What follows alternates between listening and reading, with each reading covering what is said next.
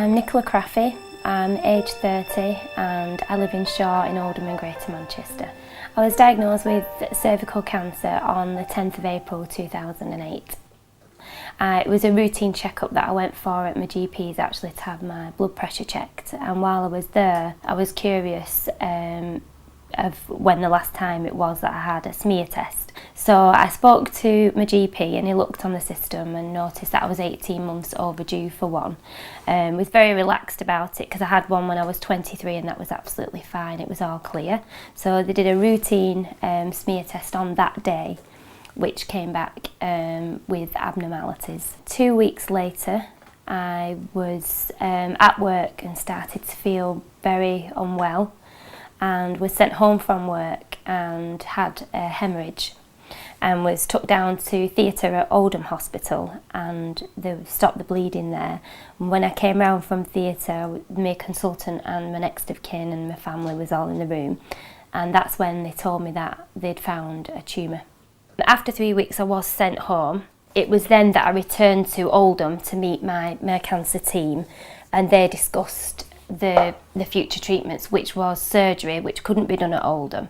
So I went in to have a radical hysterectomy at St Mary's Hospital in Manchester. They explained to me very early on that I would be losing my fertility before I even went for my pre-op. I thought that that would be something that I would be absolutely devastated about, because children are something that I've always wanted and something that I've seen in my future.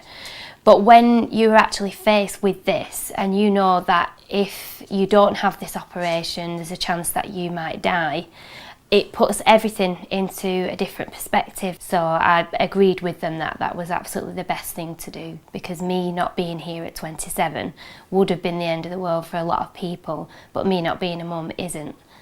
So I think I cope really well, but I am only human. I do have really bad days. There's days that I do get really down and things get on top of me, especially if my leg's really sore. Also hormonally as well, it can be very difficult. So as time's gone on and obviously everything's improving, I'm getting much better. I've been in remission for 2 years now and I'm all clear of cancer. I'm feeling absolutely fantastic about my future.